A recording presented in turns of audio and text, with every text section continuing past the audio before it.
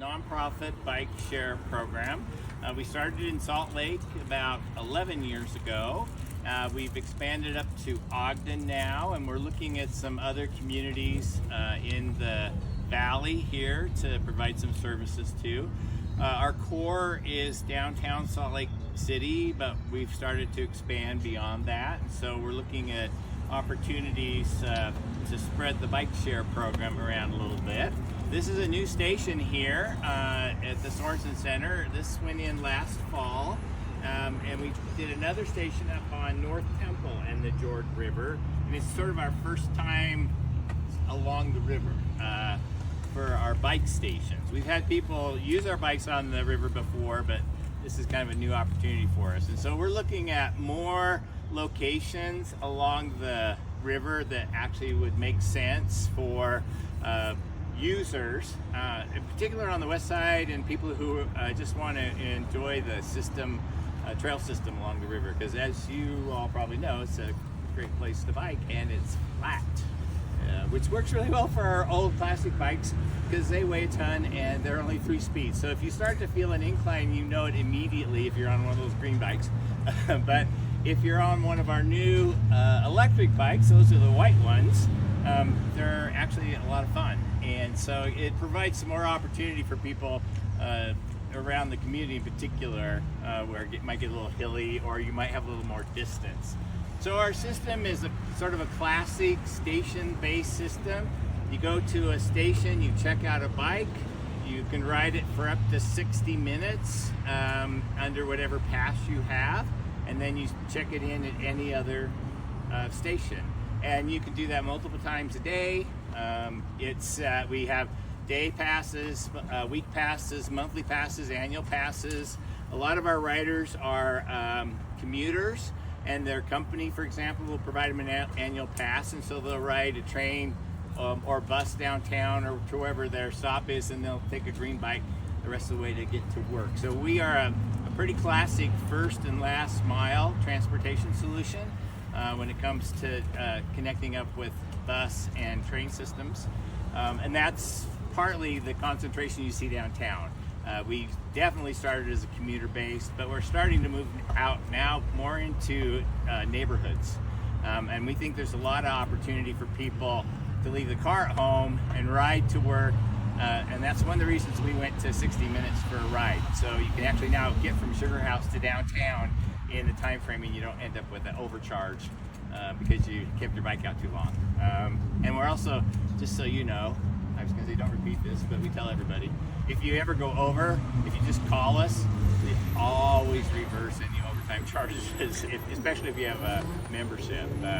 So just put that in the back of your brain so you never get charged for overtime.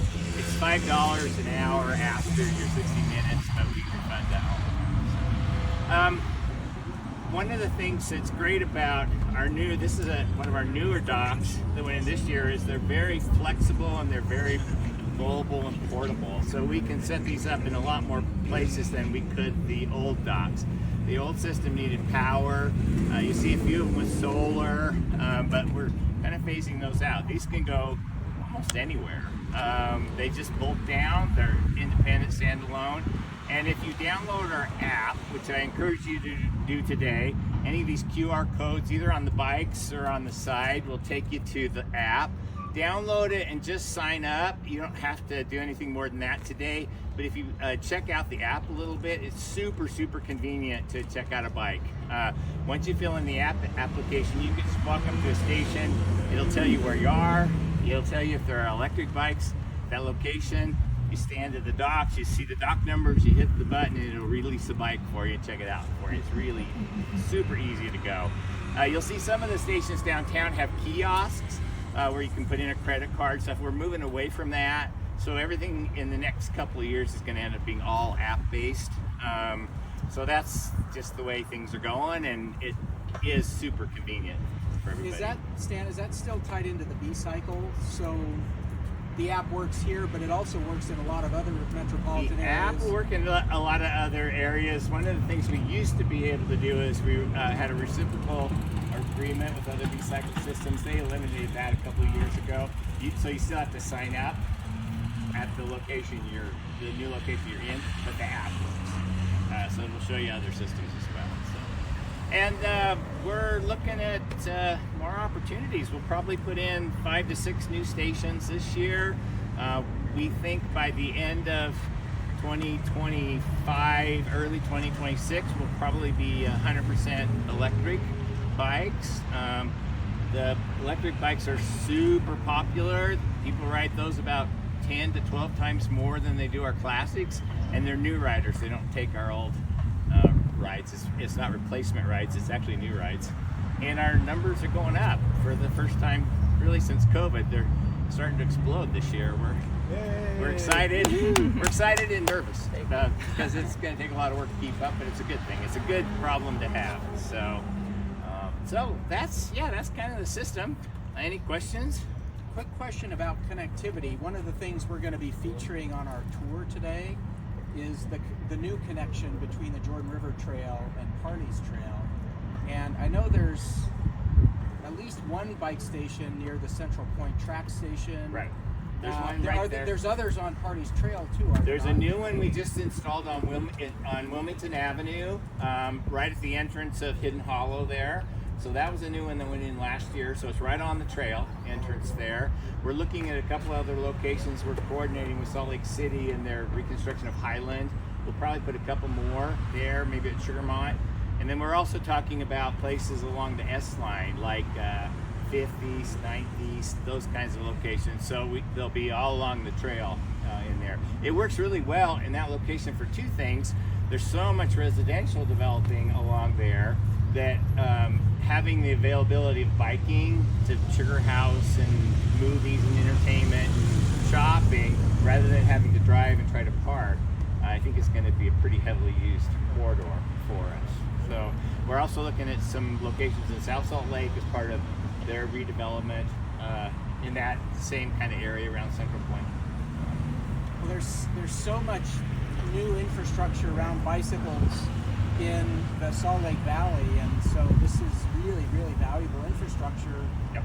And access to bikes that many people just don't have. Right. You know, if you live in an apartment, especially a studio, you know, where do you keep a bike? So right. Having access to this, I think one of the things we're interested in exploring is beyond commuting, which I know is a core focus of GREENbike, is how do we develop this so that people that want to have experiences around the Jordan River Trail and more recreational use, how can we help promote and develop the use of this as a recreation resource as well? Right, I think you're absolutely right. I think it's a good opportunity. The challenge for us, which is the challenge for you and everybody, is that it's going to require a little bit shift in our funding base. Sure. Our historic funding for expansion has been climate mitigation dollars, and so we look at replacing commuter trips or some sort of vehicle trips. As we get into recreational use, I think down the road you can make an argument that you're replacing some car trips, but it's a little bit tougher to do that for our funders. So we are specifically looking at new funding sources that will let us go into some of the areas where we think ridership would be really good and high demand for it, but our traditional funding isn't going to match up as well. I think there are other funders out there. We just need to start identifying. But Jordan River is a perfect example. I mean, it's something I know you care about. I have always cared about it. It's one of those jewels in the city that's so underutilized and undervalued, and I think there's so much opportunity for interaction along that trail. We've had a few conversations with Mill Creek City because they're doing some work there. We think maybe a station there down the road would be a good location for a GREENbike station, but I think there are several opportunities, in particular in Salt Lake City to start with. So yeah, we're going to be looking at several of those. So. Well, we'd love to put our heads together with GREENbike and look at opportunities around the Jordan River to expand, but these two stations at North Temple here in California are just a great start. Yep. And this will be these both went in September, so we don't know yet how well they're going to be utilized. We know that people are starting to discover them and starting to use them a little bit more, but we'll get a much better idea this summer about how they get utilized. Well, let us help maybe with a little bit of seed funding. Yeah, that'd be we great. have a couple of grant programs. One's an ongoing appropriation for activation, particularly in areas just outside of Salt Lake, between 21st and 5400 South. Okay. We have some special targeted kind of activation programs with annual grants. We also have a small grant program that I could see maybe just being used for some promotion of these new green bike stations. Yeah, that'd be great. That would be one-time funding. Yeah. Up to $5,000. Oh yeah, that's anything's helpful. And we're looking at one of the things that we do really well is we're happy to partner with pretty much anybody, but in particular other nonprofit types of organizations. We do promo codes. We can provide bikes if you want to do a bike ride. We do a lot of that kind of work too. So yeah, we do Clear the Year Challenge. We're probably going to work with Seven Canyons next month with their event over here, and so anything we can do to sort of help promote people taking a bike right on the trail, we're happy to do that. Well, we are just in the stages of planning our Get to the River Festival in September. I could easily see an event or a couple of events and activities kind of organized around GREENbike. Of course, goat heads are a problem in September. Yeah. So I don't know if you're prepared for that yet as an organization. You probably already deal with it. We say we are, but we're probably not. But we say we are. We are aware of the. Yeah.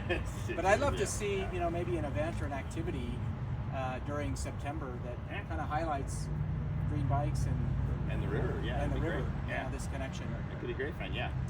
Any other questions from anybody? Yeah, Stan, a question on all the new housing developments going in. I remember hearing that you've had opportunities to partner with the rental agencies or whatever to provide passes to their residents. Is that accurate? And is that opportunities that you have there? Yes, we do a couple of programs. We do have a Go Pass that's designed for low-income people. We're hopefully going to expand that this year. We're identifying some funding for that, so that's specifically for low-income folks. We have several arrangements with downtown property owners, and actually we're looking at one in Ogden potentially too, where we do a sponsorship and they provide, we figure out how to put a station next to their project, and they provide passes for all of their residents. So as part of their lease agreement, everybody gets a pass for a year.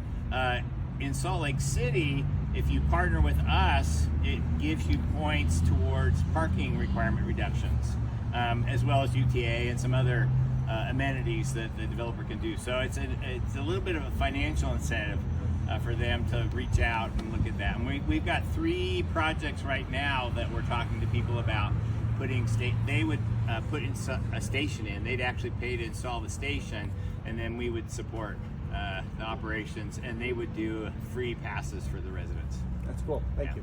Yeah, it's a great program, and in fact, it's one of the things a developer did tell me. It's starting to get a little competitive downtown with leasing, and so they look at it as sort of a competitive advantage to say, hey, you lease here, you get a free transit pass and a GREENbike pass. Yeah. Value added. Any other questions? Isaac? All right. Well, we got a lot of ground to cover, so I think we're going to head out. Thank you so much.